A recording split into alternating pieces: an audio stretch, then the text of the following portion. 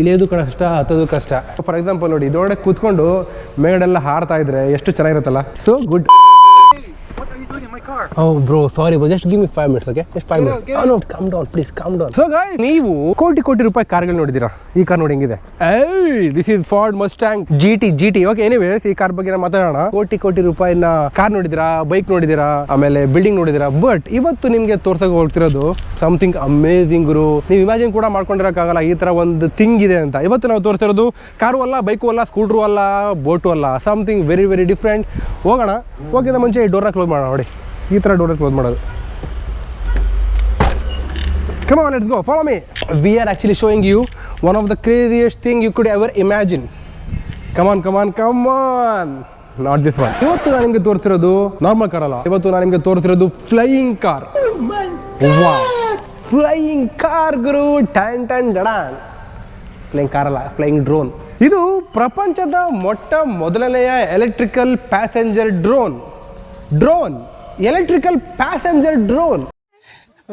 ಇಷ್ಟು ದಿನ ನೀವು ಡ್ರೋನಲ್ಲಿ ಗಿಡಗಳಿಗೆ ಔಷಧಿ ಹಾಕೋದು ನೋಡಿದ್ದೀರಾ, ಡ್ರೋನಲ್ಲಿ ಫುಡ್ ಡೆಲಿವರಿ ಮಾಡೋದು ನೋಡಿದ್ದೀರಾ, ಡ್ರೋನಲ್ಲಿ ಶೂಟ್ ಮಾಡೋದು ನೋಡಿದ್ದೀರಾ, ಡ್ರೋನಲ್ಲಿ ಫೈರ್ ಮಾಡೋದು ನೋಡಿದ್ದೀರಾ. ಬಟ್ ಡ್ರೋನಲ್ಲಿ ಕೂತ್ಕೊಂಡು ಒಂದು ಜಾಗದಿಂದ ಇನ್ನೊಂದು ಜಾಗಕ್ಕೆ ಹೋಗೋದು ನೋಡಿದ್ದೀರಾ.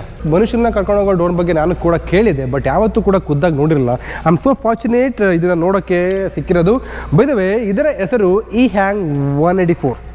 ಈ ಹ್ಯಾಂಗು ಬ್ಯಾಂಗು ಜಿಂಗು ಮುಂಗು ಅಂತೆಲ್ಲ ನೀವು ಕೇಳಿದ್ರೆ ಹೆಸರು ಡೆಫಿನೆಟ್ಲಿ ಇದು ಚೈನಾದವರೇ ಮಾಡಿರೋದು. ಇದು ಪ್ರಪಂಚದ ಮೊದಲನೇ ಎಲೆಕ್ಟ್ರಿಕಲ್ ಪ್ಯಾಸೆಂಜರ್ ಡ್ರೋನ್. ಬಟ್ ಎಲ್ಲ ಹೇಳೋದಕ್ಕಿಂತ ಮುಂಚೆ ಇದರ ಬೆಲೆ ನಾನು ಹೇಳಲೇಬೇಕು. ಇದರ ಬೆಲೆ ತುಂಬ ಕಾಸ್ಟ್ಲಿ. ಇದರ ಬೆಲೆ ನಾವು ಕೊನೆಗೆ ಹೇಳ್ತೀವಿ, ಅಲ್ಲಿವರೆಗೂ ವಿಡಿಯೋ ನೋಡಿ. ಯಾಕೆಂದರೆ ಈ ಬೆಲೆನ ನೀವು ಈಗಲೇ ಕೇಳಿಬಿಟ್ರೆ ನೀವು ತಲೆ ತಿರುಗಿ ಬಿದ್ದೋಗ್ಬಿಡ್ತೀರಾ.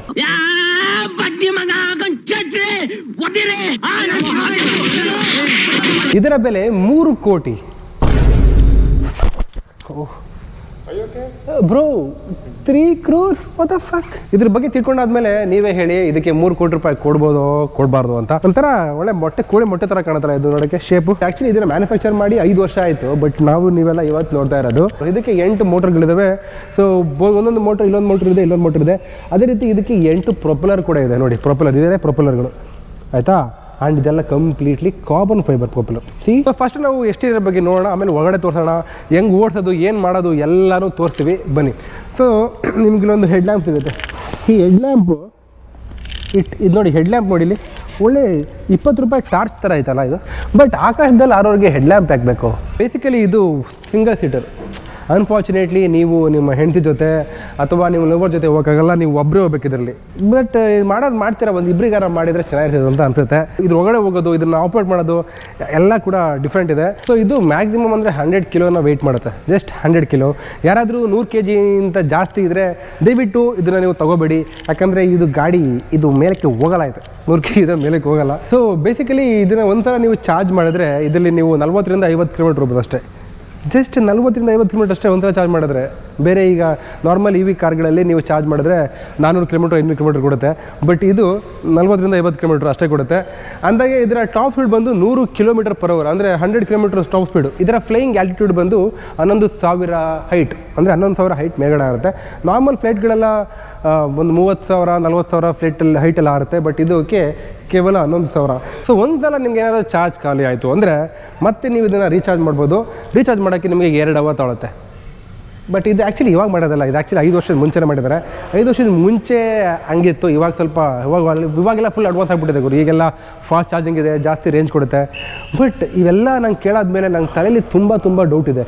3 ಕೋಟಿ ರೂಪಾಯಿ ಕೊಟ್ಟು ಇದನ್ನು ನೀವು ತೊಗೊಂಡ್ರೆ ನಿಮಗೆ ಸಿಗೋದು ಒಂದೇ seater first of all. Second of all ನೀವು ಚಾರ್ಜ್ನ 2 ಅವರ್ ಚಾರ್ಜ್ ಮಾಡಬೇಕು. ಮತ್ತು ರೇಂಜ್ ಬಂದು ಕೇವಲ 50 ಕಿಲೋಮೀಟರ್ ಅಷ್ಟೇ. ಏನು ಬೆಂಗಳೂರು ಒಳಗಡೆ ಓಡಾಡೋಕ್ಕೆ ಕೂಡ ನೀವು ಆಗಲ್ಲ ನೀವು. ಸೊ ಬೇಸಿಕಲಿ ಇದೇನು ಕಾಣ್ತಿಲ್ಲ, ಇದು ಆ್ಯಕ್ಚುಲಿ ಸ್ಟೋರೇಜು ಕಾರ್ಬನ್ ಫೈಬರ್ನಲ್ಲಿ ಮಾಡೋರೆ. ಬಟ್ ಕ್ವಾಲಿಟಿನೇ ಇಲ್ಲ. ಇಲ್ಲಿ ಕೀ ಇದೆಯಲ್ಲ, ಈ ಕೀನ ನೀವು ಲಾಕ್ ಮಾಡಿ ಅನ್ಲಾಕ್ ಮಾಡಿ ಇದನ್ನು ಓಪನ್ ಮಾಡ್ಬೋದು ಸ್ಟೋರೇಜ್ನ. ಸದ್ಯಕ್ಕಿಲ್ಲ. ಅಲ್ಲಿ ಕಾಣ್ತಿಲ್ಲ, ಇದು ಆ್ಯಕ್ಚುಲಿ ಚಾರ್ಜಿಂಗ್ ಪಾಯಿಂಟ್. ಸೊ ಇದರಲ್ಲಿ ನೀವು ಚಾರ್ಜ್ ಮಾಡ್ಕೋಬೋದು ಅಲ್ಲ. ಸೊ ಇಲ್ಲಿ ಕಾಣ್ತಿಲ್ಲ ನೋಡಿ, ಇದೇ ಚಾರ್ಜರ್. ಈ ಚಾರ್ಜರ್ ಕೇಬಲ್ ನೋಡಿದ್ರು ನಾರ್ಮಲ್ ನಮ್ಮ TV ಕೇಬಲ್ಗಿಂತ ನಮ್ಮ TV ಕೇಬಲ್ ಥರ ಇದೆ. ಇದೇ ಚಾರ್ಜಿಂಗ್ ಕೇಬಲ್. ಸಾಕೆಟ್ ಇರುತ್ತಲ್ಲ, ಸಾಕೆಟಲ್ಲಿ 3 ಪಿನ್ ಸಾಕೆಟಲ್ಲಿ ಹಾಕ್ಬಿಟ್ಟು ಚಾರ್ಜ್ ಮಾಡೋದು ಇದನ್ನು. ಬಟ್ ಇದನ್ನು ಚಾರ್ಜ್ ಮಾಡೋಕೆ ಅದೇ ಹೇಳಿದ್ನಲ್ಲ, ಅವಲ್ಲಿ ಹೇಳಿದಾಗೆ 2 ಅವರ್ ಬೇಕು ಇದನ್ನು ಚಾರ್ಜ್ ಮಾಡೋಕ್ಕೆ. ಈ ಹ್ಯಾಂಗ್ bro, would you buy this? No way. Okay, so ತಡ ಬೇಡ, ಬನ್ನಿ ಒಳಗಡೆ ಹೋಗೋಣ. ಒಳಗಡೆ ಹೋಗೋದಿದೆಯಲ್ಲ ಒಂಥರ ಕ್ರೇಜಿ ಗುರು. ಸೊ ನಿಮ್ಗೊಂದು ಇಲ್ಲೊಂದು ಡೋರ್ ಹ್ಯಾಂಡಲ್ ಸಿಗುತ್ತೆ. ಈ ಕಮ್ಮಿ ಈ ಡೋರ್ ಹ್ಯಾಂಡಲ್ ನೋಡಿ ಎಷ್ಟು ಚೀಪಾಗಿದೆ ಗುರು. ಡೋರ್ ಹ್ಯಾಂಡಲ್ ಇದು ವೆರಿ ವೆರಿ ಚೀಪ್. ಏನು ಗುರು ಇದು? ಎನಿವೇಸ್ ಆಯಿತು ಬಿಡಿ. ಈ ಡೋರ್ನ ನೀವು ಈ ಫುಲ್ ಮಾಡಬೇಕು. ವಾವ್, ಈ ಡೋರ್ನ ಫುಲ್ ಮಾಡಿದ್ರೆ ಒಳಗಡೆ ಹೋಗ್ಬೋದು. ಬಟ್ ಏನೋ ಮರೆಯ ಒಳಗಡೆ ಏನು ಕಾಣ್ತಾನೆ ಇಲ್ಲ. ಸೊ ಈ ಡೋರ್ ಓಪನ್ ಮಾಡಿದ್ದೀವಿ ನೋಡಿ. ಇಷ್ಟು ಜಾಗ ಎಷ್ಟೇ ಇರೋದು ಆ್ಯಕ್ಚುಲಿ, ವೆರಿ ವೆರಿ ಸ್ಮಾಲ್ ಜಾಗ ಸಿಗುತ್ತೆ ನಿಮಗೆ. ಸೊ ಬನ್ನಿ ಹೋಗೋಣ. ಎಲ್ಲ ಕಾರ್ ಥರ ಅಥವಾ ಎಲ್ಲ ವೆಹಿಕಲ್ ಥರ ನೀವು ನಾರ್ಮಲಾಗಿ ಎಂಟ್ರಿ ಹಾಕಾಗಲ್ಲ. ಇದೊಂಥರ ಚೈನಾದವ್ರ ಗುರು ಬಡ್ಡೆ ತಾವು ಏನೇನೋ ಮಾಡ್ಬಿಟ್ಟವೆ. ಇದನ್ನು ಡಿಫ್ರೆಂಟಾಗಿ ಎಂಟ್ರಿ ಆಗಬೇಕು. ಇದ್ರೊಳಗಡೆ ಹೋಗೋದು ಹೆಂಗೆ ಅಂತಂದರೆ you have to go like these. ಆಮೇಲೆ ಹಿಂಗೆ ಹೋಗ್ಬೇಕು.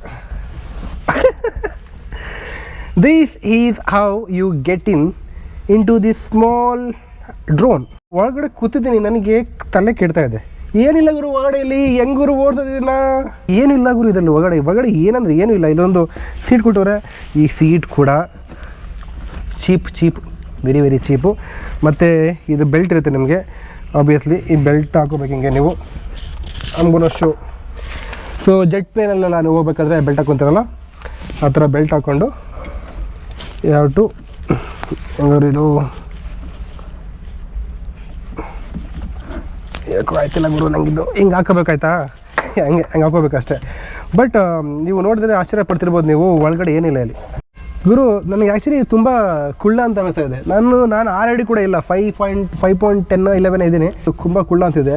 But I can also see some AC vents here. But my head is covering. ನನ್ನ ತಲೆ ಕವರ್ ಆಗ್ತಿದೆ ದ AC vents. ಮೋಸ್ಟ್ಲಿ ಇದು ತುಂಬ ಉದ್ದ ಇದ್ದವ್ರಿಗೆ ಸೂಟಬಲ್ ಅಲ್ಲ ಅನ್ಕೊಂತೀನಿ. ಹಿಂಗೆ ಕೂರ್ಬೋದ ನಾನು? ಹಿಂಗೆ ಕೂರಕ್ಕಾಗಲ್ಲ ಗುರು ಹಿಂಗೆ. May be it is comfortable for shorter people but not for average people actually. ಇನ್ನೊಂದು ಸ್ವಲ್ಪ ಉದ್ದ ಮಾಡಬೇಕಾಯ್ತು ಅಥವಾ ಏನೋ ಗೊತ್ತಿಲ್ಲ ಏನು ಮಾಡಬೇಕಾಯ್ತು ಅಂತ. ನನಗೂ ಫಸ್ಟ್ ಟೈಮ್ ಇದು ಒಳಗಡೆ ಬಂದ ತಕ್ಷಣ ನನಗೂ ಫುಲ್ ಶಾಕ್ ಆಗಿಬಿಟ್ಟಿತ್ತು. ಏನು ಗುರು ಏನಿಲ್ಲ ಹೆಂಗರು ಓಡ್ತದು ಅಂತ. ಬಟ್ ಇದ್ರ ಬಗ್ಗೆ ಒಂದು ಒಳ್ಳೆ ಹಿಸ್ಟ್ರಿ ಇದೆ. ಆ್ಯಕ್ಚುಲಿ ಇದು completely automated 100% automated. So normal ಈ ಥರ ಡ್ರೋನ್ಗಳಲ್ಲಿ ನಿಮ್ಗೆ ಇಲ್ಲೊಂದು ಸ್ಕ್ರೀನ್ ಸಿಗುತ್ತೆ ಆಯ್ತಾ, ದೊಡ್ಡದಾಗ ಒಂದು ಸ್ಕ್ರೀನ್ ಸಿಗುತ್ತೆ. ಆ ಸ್ಕ್ರೀನಲ್ಲಿ ನೀವು ಆಪ್ರೇಟ್ ಮಾಡ್ಬೋದು. ಬಟ್ ಇದರಲ್ಲಿ ಇಲ್ಲ ಆ್ಯಕ್ಚುಲಿ ಅಷ್ಟೇ. ಫಾರ್ ಎಕ್ಸಾಂಪಲ್ ನೀವೇನಾದರೂ ಒಂದು ಸಿಟಿ ಹೋಗ್ತೀನಿ ಅಂತಂದರೆ ಆ ಸಿಟಿ ಇರುತ್ತಲ್ಲಿ, ಆ ಸಿಟಿನ ನೀವು ಟ್ಯಾಪ್ ಮಾಡಿ ಕೂತ್ಕೊಂಡು ಒತ್ತಿದ್ರೆ ಸೊ ಇದು ಆಟೋಮೆಟಿಕ್ಲಿ ಕರ್ಕೊಂಡು ಹೋಗುತ್ತೆ. ಇದು ಹೆಂಗಿದು, ಎಷ್ಟು ಸೇಫ್ ಇದು, ಹೌ ಸೇಫ್ ಇಟ್ ಇದ್ ಬ್ರೋ? ಇಳಿಯೋದು ಕಷ್ಟ, ಹತ್ತೋದು ಕಷ್ಟ. ಸೊ ನಂಗೆ ಗೊತ್ತು ನಿಮ್ಮ ತಲೆ ತುಂಬ ಓಡ್ತಾ ಇದೆ. ಏನು ಎಲ್ಲ ಕಮೆಂಟಲ್ಲೆಲ್ಲ ಅಲ್ಲ ರೆಡಿ ಆಗಿದ್ರಾ?